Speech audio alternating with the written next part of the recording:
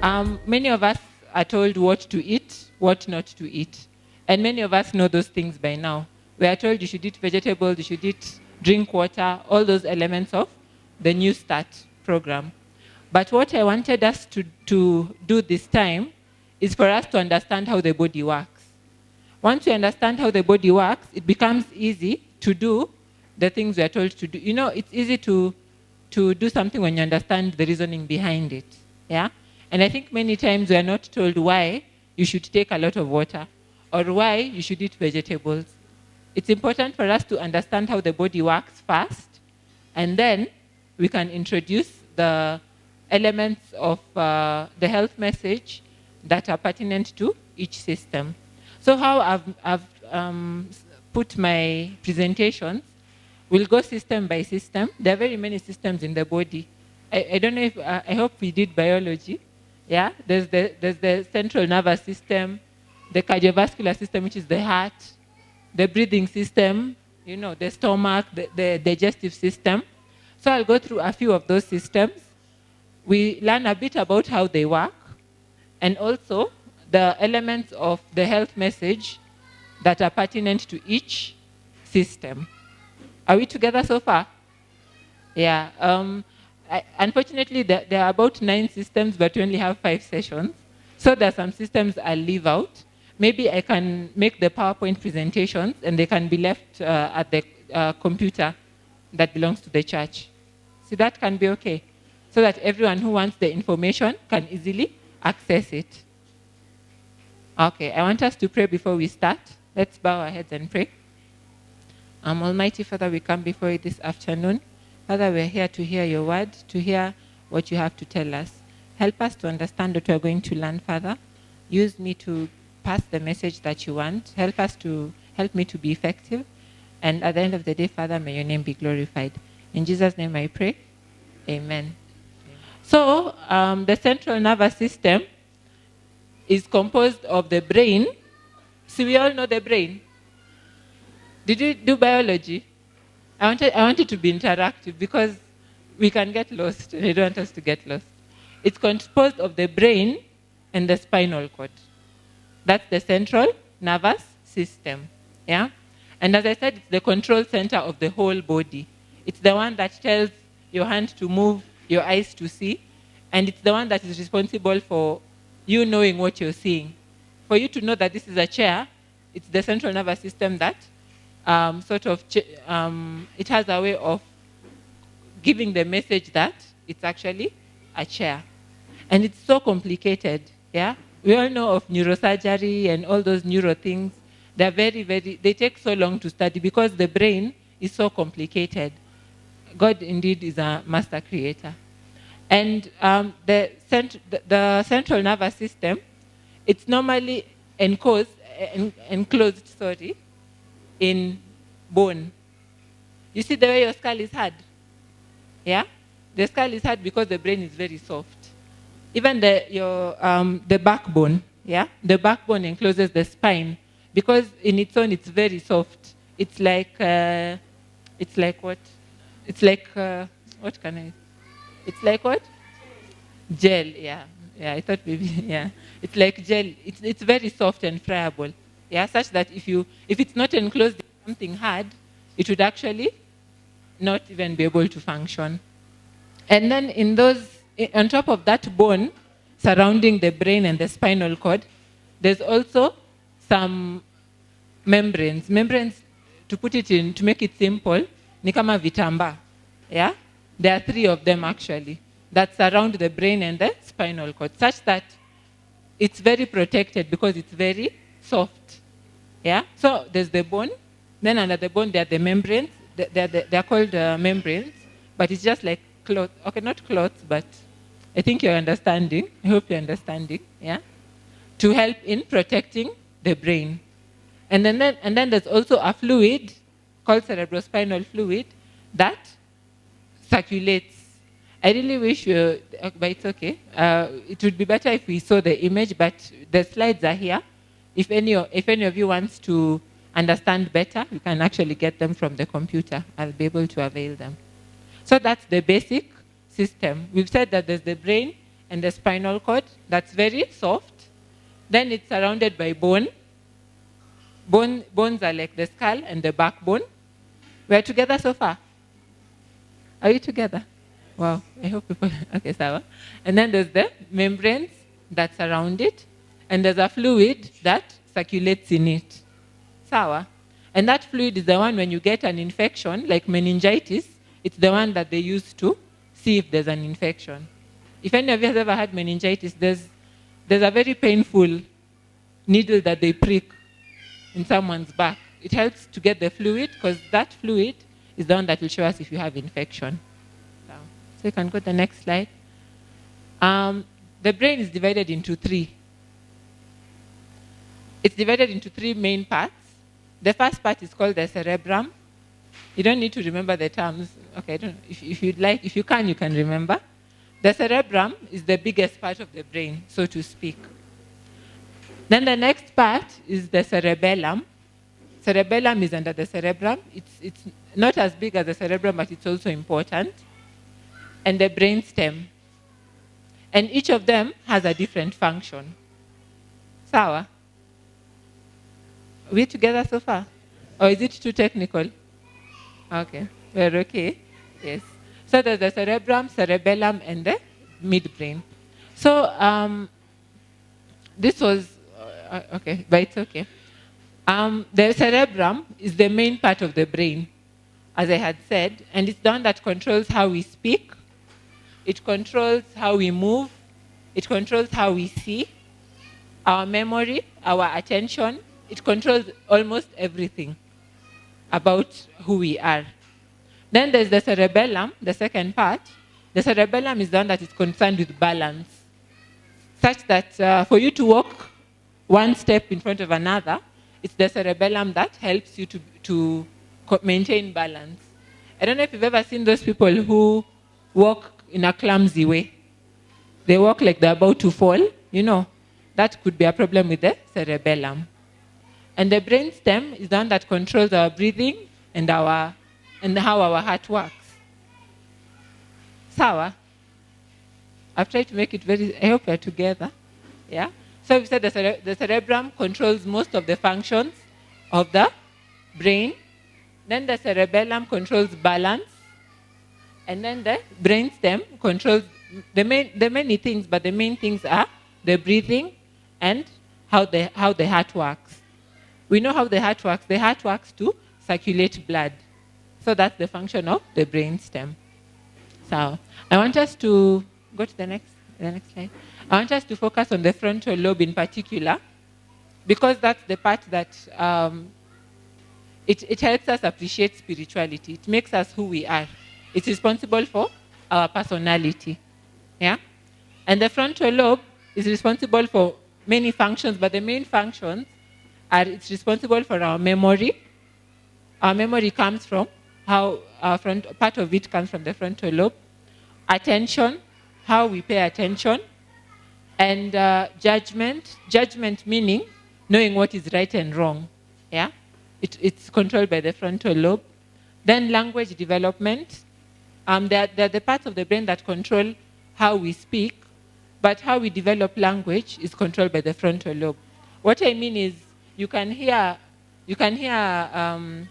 let's say for children, they can hear and understand English, but how well they are able to articulate it comes from the frontal lobe. And also intelligence. It's the part where it's responsible for how smart we are, how book smart, let me say book smart we are, because there are many different types of intelligence.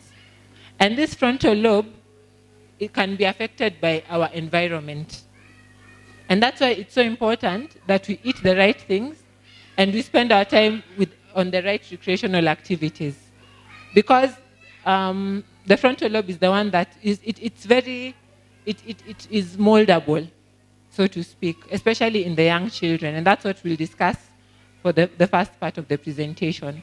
So it's important for us to make sure that we eat well, we sleep okay, we exercise, because all those things contribute to how well we remember things, how attentive we are, how intelligent we become, All those things are actually modifiable by the environment. So I want us to start with a child's development. Children are born with the ability to learn. Every child is born with the ability to learn. The only thing is the environment modifies what they learn. What does that mean? Maybe your child is, if you expose your child to a very dull environment, they won't learn as much as they would have learned if it was in a stimulating environment. I don't know if you understand. If you expose them to the wrong food, they won't learn as much as they would have learned if they had the right food. And scientists they've just discovered the other day that between 1 and 5 years is the time when a child it's like that's when they form their intelligence. And that's when they form how attentive they'll be. 1 to 5 years is the time of exponential brain growth. After that, the brain grows slowly. Have you ever seen how when children are born, they have big heads. Their heads are almost half their body. Cindy, have you seen newborns? We don't go for visitations. Anyway, have you seen newborns? Yeah? It's because the brain is already so big. It continues to grow up till about 5 years. And the difference between a 5-year brain in terms of structure and one that is about 15 is very little, because most of the brain is formed by 5 years. What does that mean? That means that between 1 and 5 years is the time when we should be concentrating on teaching our children the right things. Yeah? If we expose them to a lot of TV, for example, yeah, those are the things they learn. And we know what TV does. TV is not very good for the brain because it makes the child less creative, and it also makes the child, it changes their temperament. Their temperament meaning their mood. Yeah? If you watch most of the TV things, most of those cartoons are very violent. Yeah? And you might not realize it. One day sit down and watch those.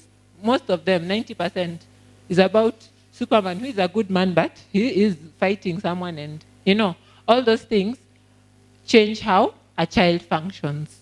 Yeah? And it's the time when they've actually found that nutrition, what a child eats, can actually change their genes. What does that mean? If your child, let's say, was an A student when they were born, yeah? For example, this is hypothetical so that we understand. If they were an A student when they were born, and then we give them all these bad foods. We feed them with a lot of oils, a lot of processed sugar, a lot of snacks, these snacks that have a lot of unhealthy fat.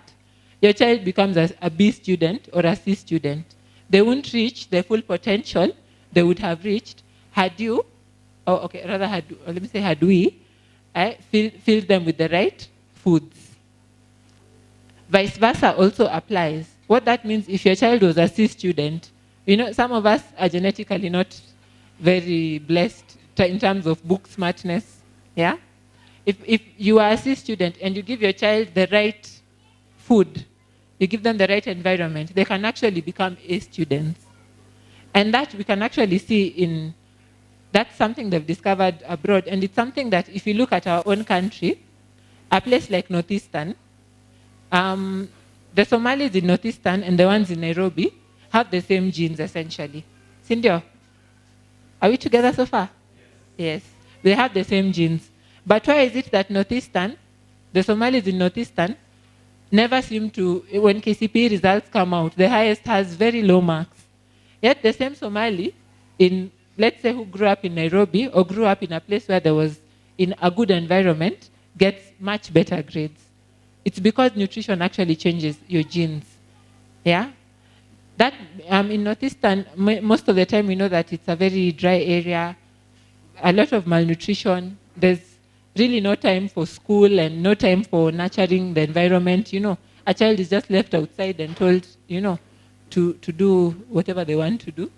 As opposed to a child in Nairobi taken, fed well, put in an environment where there's a lot of learning, where there's a lot of play, a lot of games. It actually makes a difference.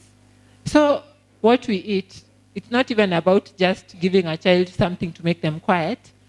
It actually influences how smart your child will be. And I think that's something that we should always remember as we give them what to eat, as we plan activities for our children. What activities are we going to plan for them? Are they going to help them grow, or are they going to make their development stand? So, okay, so in terms of nutrition, the things that we should avoid are very clear for a child. The first thing we should avoid is a lot of sugar. Sugar, I think all of us, or many of us know that. If you give a child sugar, they become very active, most of them, yeah?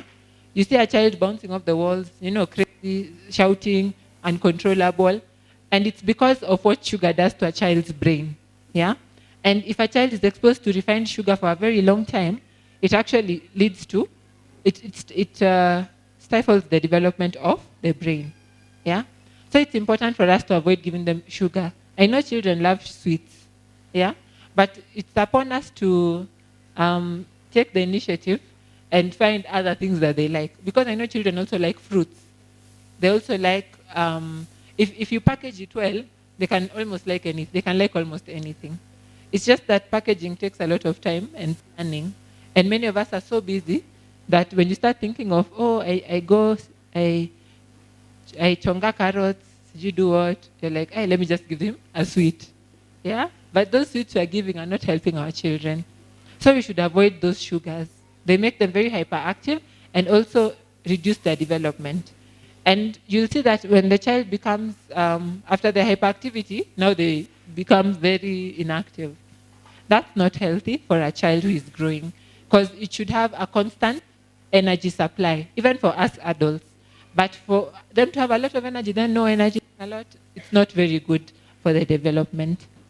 There are actually things that they found that are called anti-nutrients, which impede the function of the good nutrients in the body. What does that mean? We know that there are some things that are good for children, like fruits. So give them fruits, let's say a lot of water, expose them to a lot of exercise and all that. But all those good nutrients that are given can actually be counteracted by other things that we give. And these things the things that we know of what sugar does, yeah? Sugar has been found to be an anti-nutrient, and even processed fat. So that means that if you feed your child fruits now in the morning, then a lot of chips and crisps at the time, it's zero work you've done, because you'll think that, I've given my child a lot of vitamins, but all those anti-nutrients go and counteract all those nutrients that you gave. It's like they kill them, in a matter of speaking. They make them functionally inactive. That's why it's important for us to make sure that if we decide to feed our children, we feed them consistently, and we feed them consistently. As opposed to doing KFC in the morning and then you feel guilty. Then you give the child fruits. We're not helping. Yeah? But as I said, it takes a lot of planning. Even for adults, it's difficult, but it's possible. If we want to maximize our potential and the potential of our children, then we need to be able to give them these foods. And and also chemical food additives. There are some food additives that we give that are not very healthy. There are some spices, especially the commercial spices. One of them being one is called monosodium glutamate, which is very common in foods. It makes food very spicy, from very flat food to amazing food. Yeah. Its shelf name is MSG, but what happens most of the time is that it's put in other flavor additives. Like Royco has a bit of it. There are some spices that have a bit of it. So if you see anything with MSG, it's not very good because it has the same effect as sugar in terms of making a child hyperactive. So those are the things that we should avoid if we want our children to reach their full potential. if let's say no, let me not say that. Let's go. No, okay. So what I wanted to say is, if let's say we're responsible for our child, how our child develops, how our children develop, and it's something that we need to be responsible about, and it's important for us to take the initiative.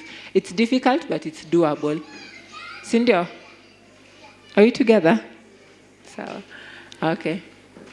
And then children should also be exposed to a lot of exercise and play, a lot of play. And what play does, play helps a child be creative. Yeah? A child will go outside, see that mud. You know, an adult will just look at that mud and complain about how it's dirtifying everything. But a child will, go find a way to make a pot. They'll teach each other, oh, let's play kalongo, let's play, all those games that they play. That's creativity at work. As opposed to a child just sitting in the house watching TV the whole day, where a lot of ideas are being fed which are not healthy, or even these video games, the same thing. They also have a very negative effect on children. So it's important for us to expose our children to as much play as possible. And if we can afford it, unfortunately it's so expensive, but if you can teach them other skills, yeah, things like music, teach maybe a different skill like baking, something that the child likes, so that a child is always occupied. When they're always occupied, it will spill over to adulthood. There'll be people who are very industrious, as opposed to a child who watches TV. If you start watching TV at 9, then at 16, someone is still watching TV, you can't act surprised. It's like, where did I go wrong? It all started when they were younger. So it's important to always expose them to a lot of play. Many of us live in the buildings where there's not space to play. Be creative, find a way. There are always children around. You can even form a play group with other children. It's not just for your child, but even that way you can actually reach out to other children, and it's actually a form of ministry. When they see that these people don't just go to church, but they also care about the entire development of a child. Amen? Okay, so then we should go, the diet should be rich in a lot of antioxidants, a lot of fruits, because those help in development of a child. And then there's a chemical called choline. I think we'll give the slides. It's unfortunately you can't see, but you can hear.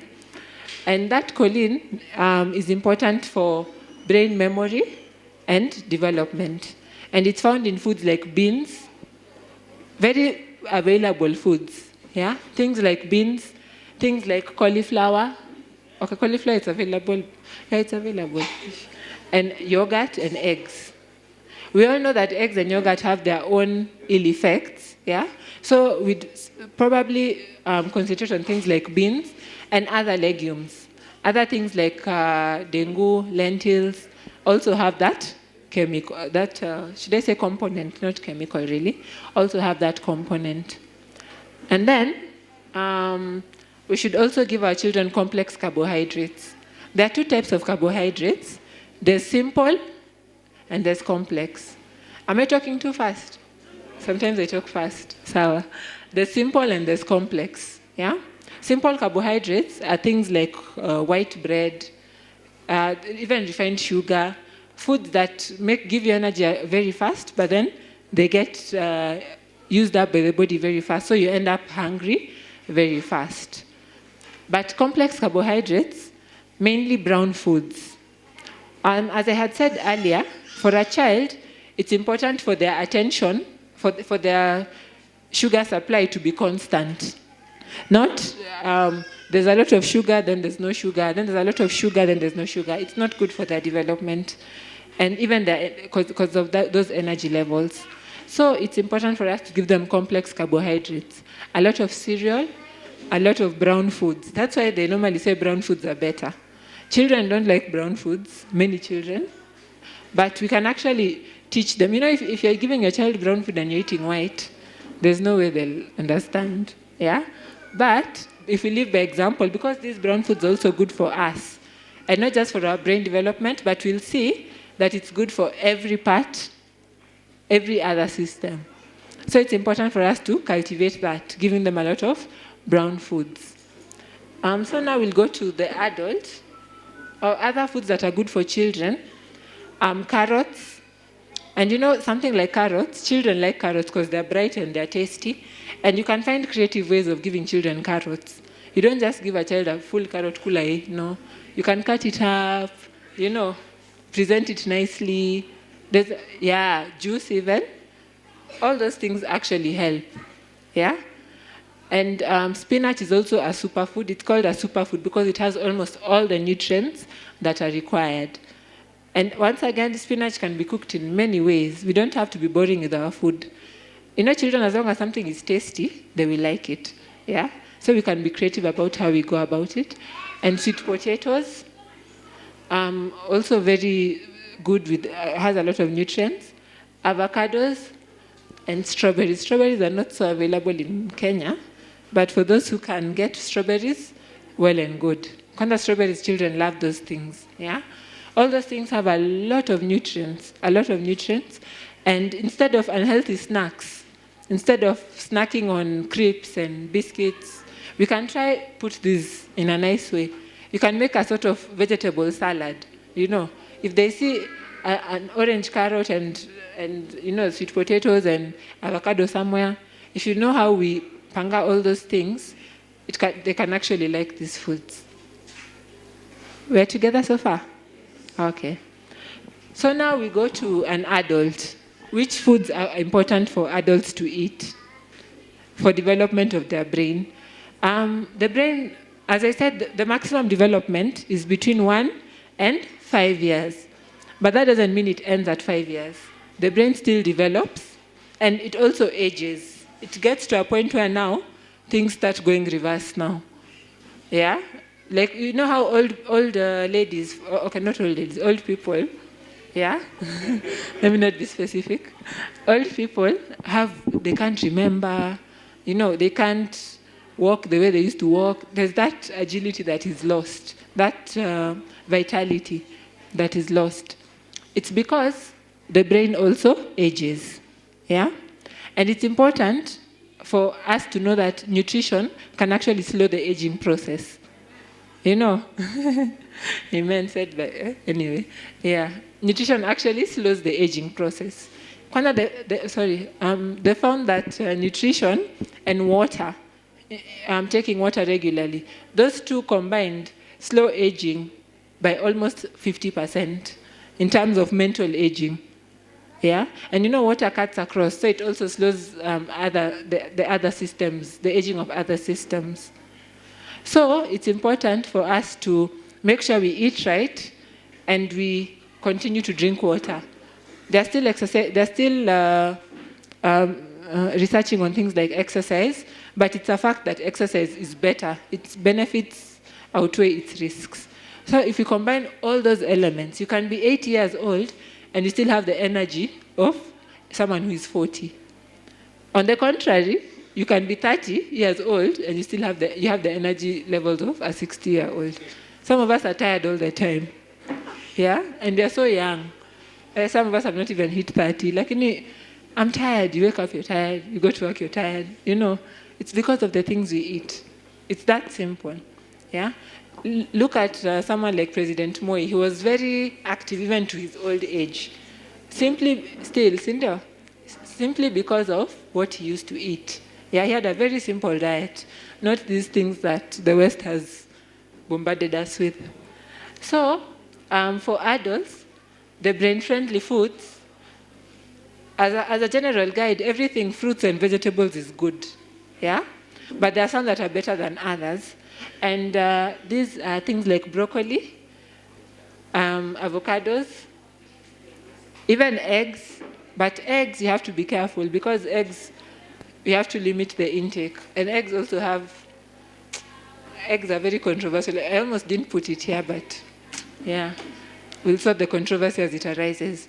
If you're taking eggs, we limit to 1 a day, not more than 1 a day. And not that we take every day, yeah? Because it has its own side effects.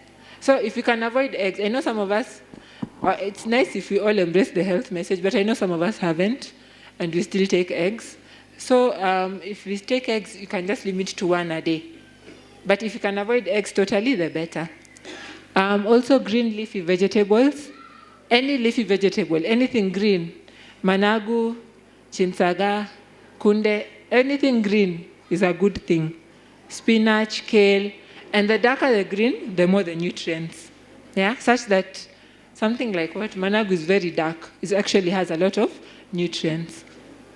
Also tomatoes.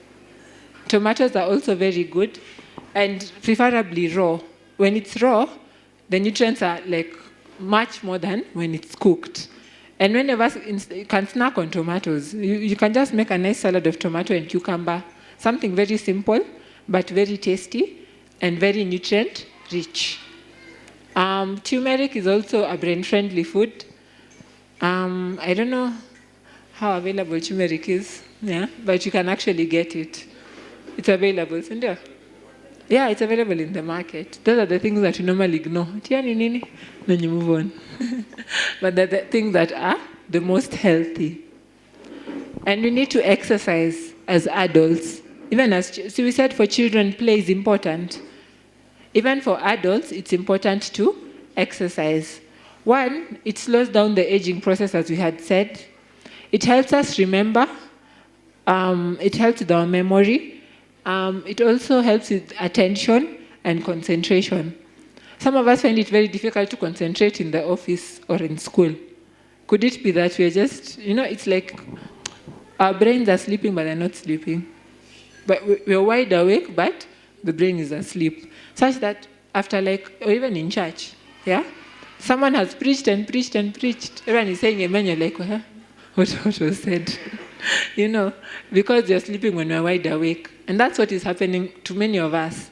Because we're not exercising, we're not eating right, we're not drinking water. Exercise helps deal with stress. And stress, we learn in the lessons to come, affects the whole body in immense ways. Now, all the big scientific studies are about stress because it's something that is generating a lot of interest. Every day they're finding something new about stress. Oh, stress damages this, stress damages that. So let's make sure that we continue exercising and continue managing stress as it arises. Maybe if we have time one day, I can actually share what they found stress does to the body, and we'll be shocked. You'll even be like, hey, I don't want to be stressed again. It's just that sometimes it's not up to you. And exercise helps us to process information more effectively. What does that mean? Especially those who are in school and those who are exposed to a lot of, who are acquiring knowledge. There was someone, if let's say you read in a book that about what? About how the sun radiates energy. Some of us have to read things 4 times for it to stick. Cindy, some people read once and it sticks. We're together. So exercise helps us to be those people who will move from reading something 4 times to reading something once. Process information. It's because there's something wrong with the processing, tying things together. In Kiswahili inaitwa kushikanisha. For you to shikanisha things more effectively, exercise is very important, as well as nutrition and even things like water. So maybe we are struggling in our schools, not because we are not bright. People are bright. It's because of the things that we've been doing all along. But there's hope. It's not like it's over. It's not like you're dying today. Even if we've been doing the wrong thing, this is the perfect opportunity to start again. For all of us, yeah, including myself, we can actually do the right thing, and you'll actually see the difference in ourselves. It's also important to hydrate, to have enough water. Water is so important for the whole body, but more so for the brain. This might be a bit complex, but I'll try and explain it in a simple way. The brain sends messages to the rest of the body. So we said that when we started. It sends messages to the rest of the body. And the messages are sent by chemicals. Those chemicals, they travel through a medium, through a channel that has a lot of water, such that the speed and the clarity of those channels is affected by the water that it travels through. For example, if I want to walk from here to the gate there, to where the hospital is, the signpost is, if I am just walking straight like that, it will take me a very short time. But if there are many people in between, it will take me longer because you have to maneuver through all those people. Cindy? So now let's bring it to, we're together so far? So now let's bring it to the brain. There's a message that needs to be sent from here to there. If the channel is clear, if the way through which the protein is to travel is clear, the message is sent very fast and it's able to do what it's supposed to do. For example, if you are to hear something and to process it and to know what it means, you'll understand it very fast. As opposed to when there's a lot of pollution in the water, in the channel, pollution meaning there's a lot of, the water is not fresh. I don't know if you're understanding. Such that it would be so difficult, the message, it will reach there eventually, but it will take longer. And that's why some of us find it very difficult to concentrate. Because concentration and even understanding memory, they all use those chemical signals. So it's important for us to keep hydrated as much as possible. There are 2 guidelines for hydration. For those who are starting out, 8 glasses a day is okay. For those who can take more water, this one is actually the more recommended one. They normally say it's your weight divided by 2. We know our weight. It's your weight divided by 2. And then, so let's say, let me do it mathematically. If you're 80 kilograms, so it will be 80 divided by 2.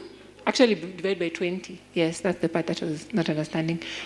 80, the weight divided by 20, is the total amount of fluid that you take in a day. So for those of us... What is the unit? Liters. Yes.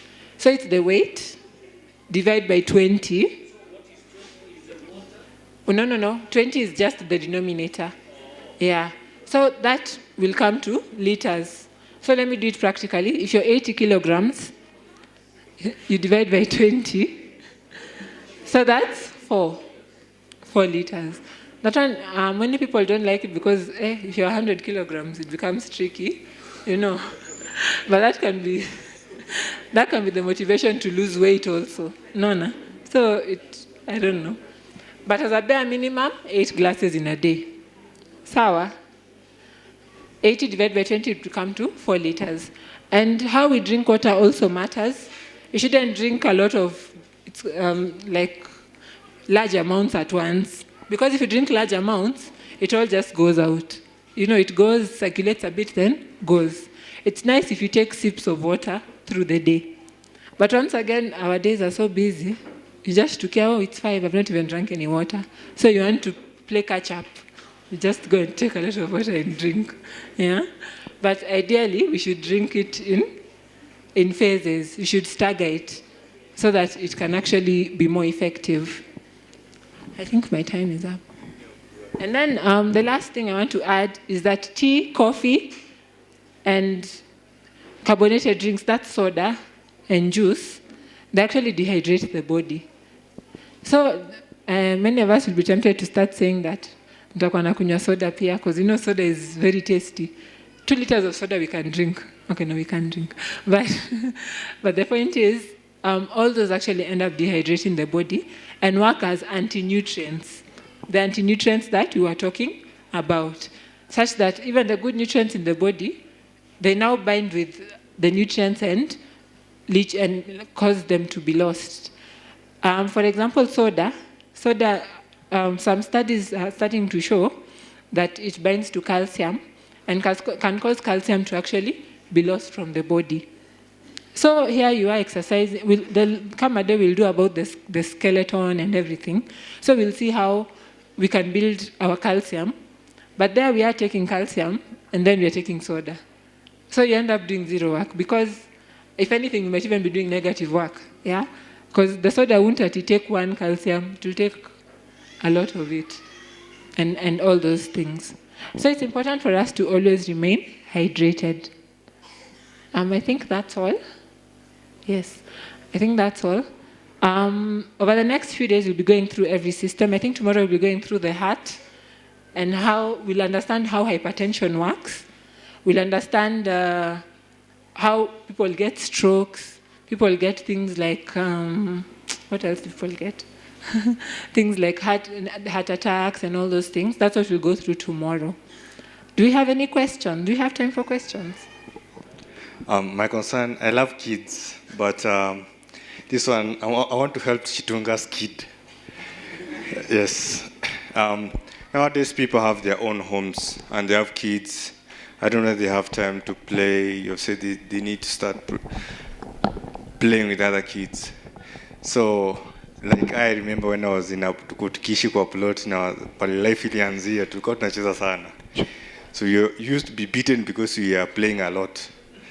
But nowadays watoto sikizo wachezi. So like how can we develop, like how can we come with some activities will help those parents that have their own homes, the kids to grow playful.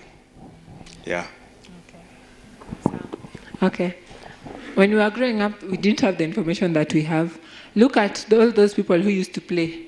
See, they're the engineers of today. They're the doctors. So actually, we should go and tell our parents that, hey, it was good that you let me play. It's important to have balance. Yeah? It doesn't mean that, where I grew up, people used to, you let your child go in the morning, anakuja lunch, anatoka tena, anarudi. And that's it. That's not very appropriate. It's important for us to have balance. You can have play, a bit of play. Then you can have activities. Many of us confuse play with activities. You know, children can just be playing, doing nothing outside. Yeah? How many of us supervise and see which games they play? So it's important to, if you can also organize activities, which are mind-building, and they're all over the internet. If you just Google children activities that develop the mind, very simple, very doable. From things like construction. You know, when you teach a child how to construct something, it helps them, it teaches them organization, it teaches them how to be more effective as leaders, it teaches them teamwork, all those things. So if you can mix the two, have some play, and it also depends on the age of the child, yeah? You can have some play, you can teach them ABC a bit, you know, kidogo kidogo, then have some activities that are more focused on developing a skill. There are actually books available online where you can actually teach your child different things every day, like when they're on holiday.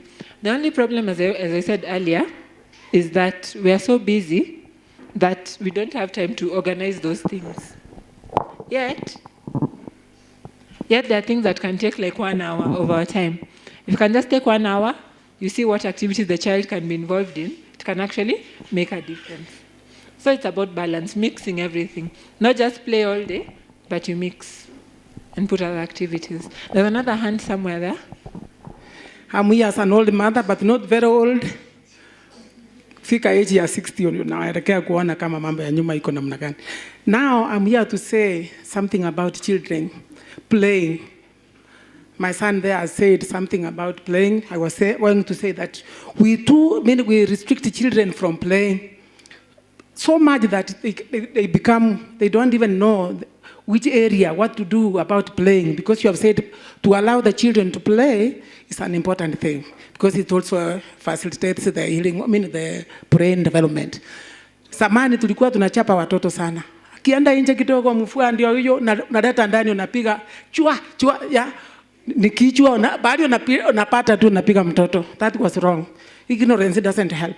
Now that your education has been brought, knowledge has been brought to you, so you can now know how much you can deal with your child. Si atumlete umpige tu ati ulikuwa unacheza na nani pale nguo imechafuka. Nguo waje chafuke. Long ago we used to think that your sofa set ukiweka kitambaa watoto wasikae juu watachafua. Yeah? That was wrong. Because hiyo vitambaa utawekea nini? Because let them enjoy, yeah? And grow nicely. That was wrong. Allow your children to play where you think they are okay, yeah, and where they like to play, but not, you can know the areas. Number 2, these days mtoto anaenda shule packed lunch. Those days there were no packed lunches. Mama ana time ya kutengeneza kitu mtoto aende kula, nanunua chips, nanunua na juice Tetra Pak.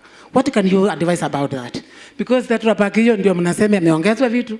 Although hata zamani sisi tulikuwa tunanunua Treetop, unaongeza maji, unawekea mtoto, naenda hiyo maneno inakuisha namna hiyo. We are really challenged.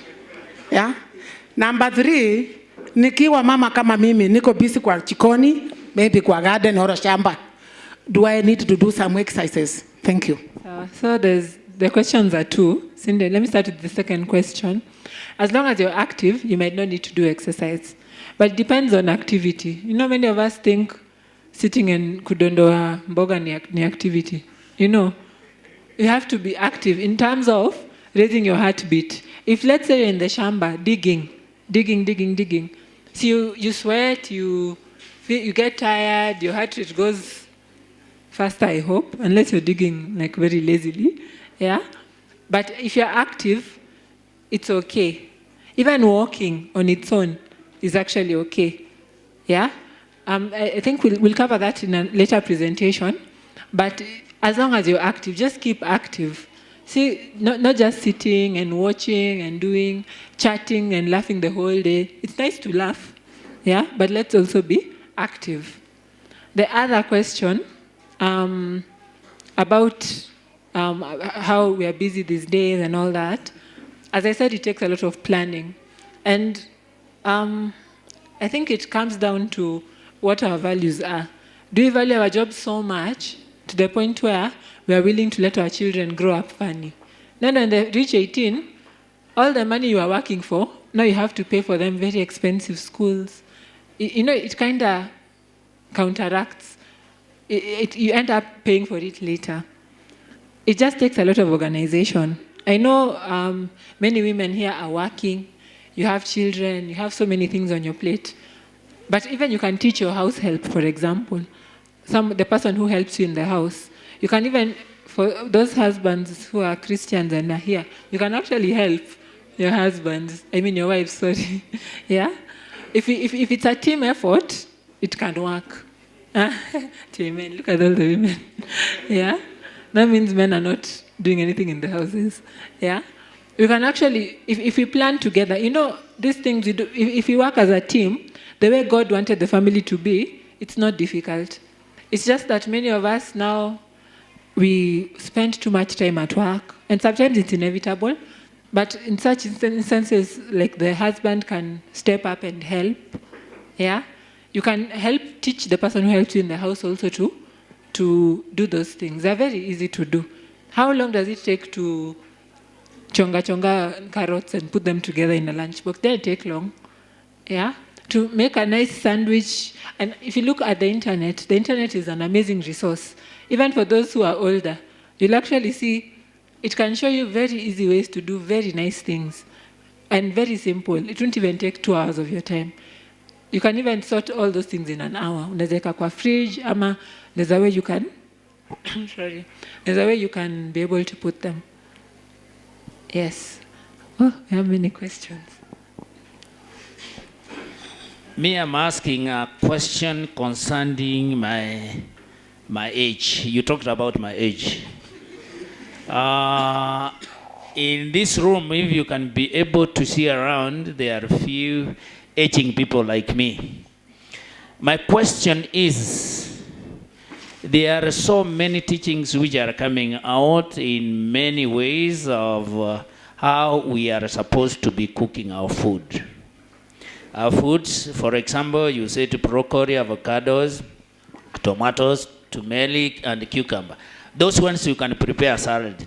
But what about the other foods? Because where I was growing in those bush areas, in my rural area, when I was growing old, hatukukuwa tunakula lunch. Tulikuwa tunaingia kwa shamba, tunachukua rabuon, we dig, tunapanguza, tunakula, ama mapera, jumping on the trees and other things. But what about how are we supposed to start eating as old as we are? Are we supposed to go back eating the raw food, or how? Which way are we supposed to take it? Because there are so many teachings around which are taking place.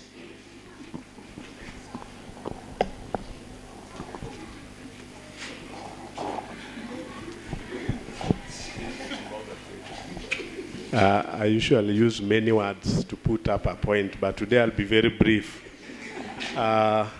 We are in a very resource-limited society. And the last time we had a talk on aging and antioxidants. The summary was, I need to take 18 oranges per day to get my daily requirement of vitamin C. 18. Leave alone this one, you cut 4 into pieces, each one goes with 1 piece. You need 18 of such as a person.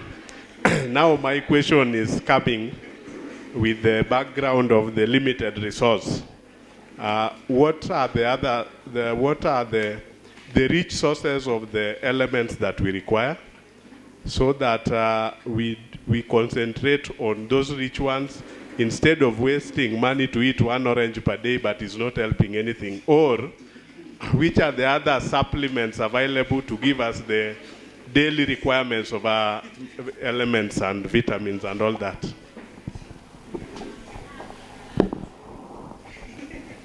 My question is,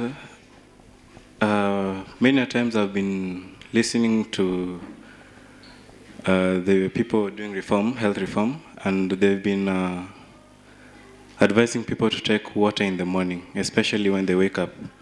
Actually, before you brush your teeth. It's concerned with some vitamin B12, I think.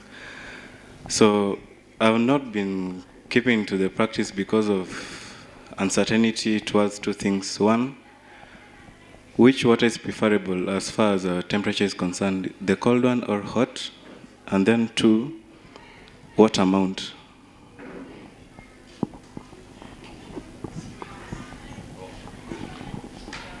Okay, I'll take 5 minutes or shorter. It's working. Okay. The first question, you can hear me? Yeah, I think you can hear me. The first question is about culture and food. Health reform might beg on some of us to move away from our culture, because some of the foods that are cultural are not very healthy. Yeah? So it's difficult. It's very difficult to go to Shags and say that you're not eating fish. They look at you like, what's wrong? This Christianity is just bringing a lot of drama. But I think it'll come to a point where we'll have to actually move away from our culture and move to the right things. You know, even Americans are moving away from their culture of burgers and chips. That's their culture. It's in your fast food. They're now embracing health reform. It just takes a lot of firmness, consistency, and you just make a decision that this is what I'm feeding myself and my children. People will make fun of you, say all sorts of things, but if you look at the end goal, there's no need of pleasing people with chicken, giving your child chicken when your mother-in-law is around, just to avoid drama, when that chicken will actually be detrimental to the child's health. So it's important for us to shift from culture to what is good. Culture is not always good. Culture says that we should have 2 wives, for example, but we know that it's not good. Okay, I think I'm not married, so I don't know. But I think that it's not good. So it's upon us to decide, what are we going to follow, culture or what is good? And the choice will actually determine the type of child and the type of health that we ourselves will have. The other question is cooked food versus raw food, and cooked food, how to cook it. As a rule, raw food is always better.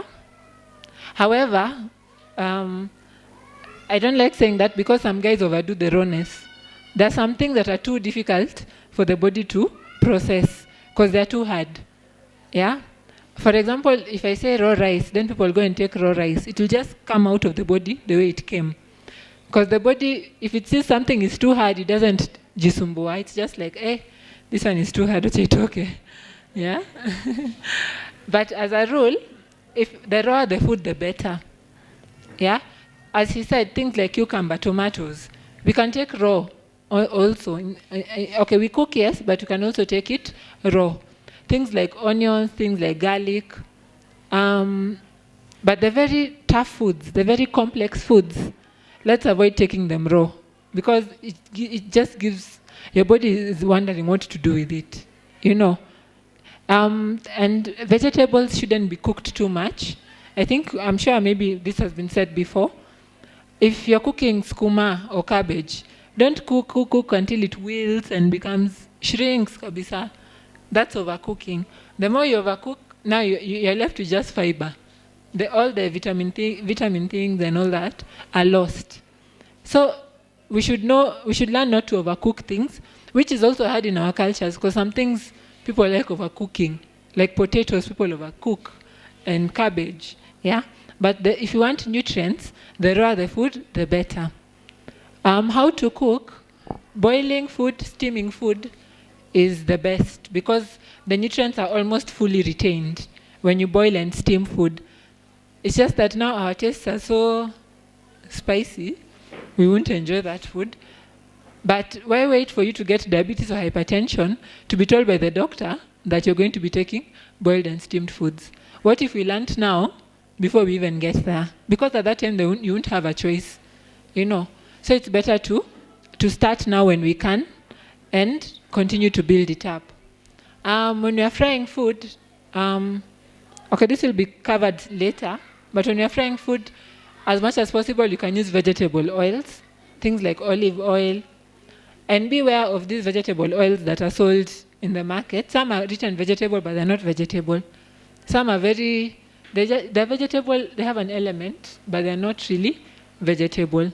The safest, I think, are olive and sunflower oil. These others have a lot of controversy surrounding them. And when we fry also, let's not over fry food. Some of us over frying paka, it's almost burning, you know. So the little nutrients that were there are now lost kabisa. It's important, as a rule, the less cooked the food, the better. And here I'm not speaking about flesh, because now when it comes to meat, it becomes a totally different thing. But fruits and vegetables, the less cooked, the better. And then how to eat the oranges story, which was very funny. As a rule, we should eat about 7 to 9 portions of fruit in a day. 7 to 9, a portion is like a feast. So, in a day, you should be able to eat 7 feasts of fruits and vegetables. All of you are looking at me like, huh? Okay. Yeah, I know it sounds impossible, but if you plan our meals, it's very possible. If you 7 to 9, that's for an adult. Yeah, fruits, 7, yes. Fruits and vegetables. Yeah. And in terms of antioxidants, there are foods that are very rich in antioxidants, but they're not available. So blueberries, strawberries, those things that are, there are foods that are not Kenyan. Yeah, we have to be relevant to our culture. But as a rule, the brighter the food, the more the antioxidants it has.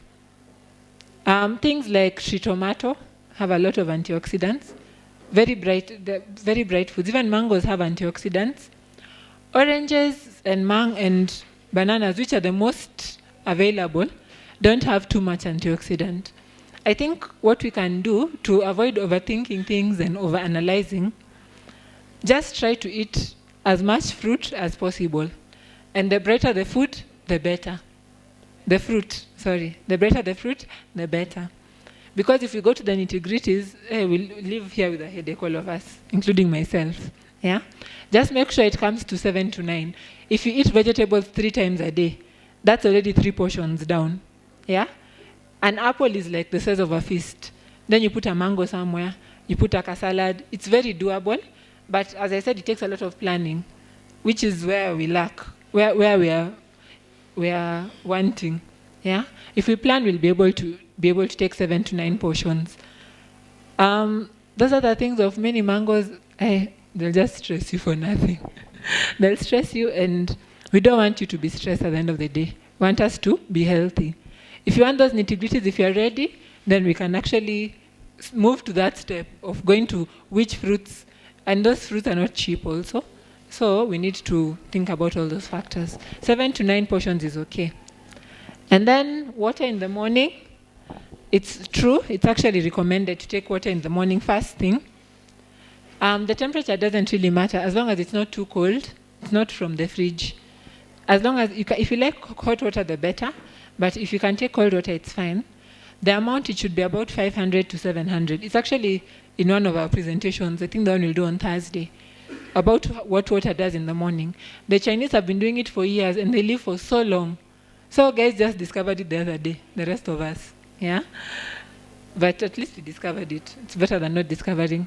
So it's true, you should take water in the morning, between 500 and 700 mils. That's 2 glasses of water, 2 to 3 glasses, depending on how much you take. And that time you can just take it like not in sips, because that would mean you wake up an hour before to take water.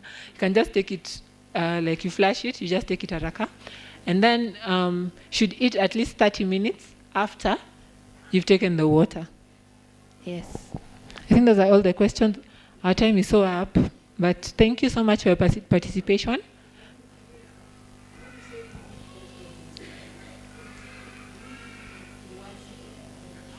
Oh, okay. The last question. It's not nice to mix food, which is what we do. Many of us who've tried mixing fruits, you'll see that you develop a lot of gas, a lot of acidity, because you decide, hey, this is time to eat fruits. So you put watermelon, pineapple, mango, then you eat them all at once. You should stagger.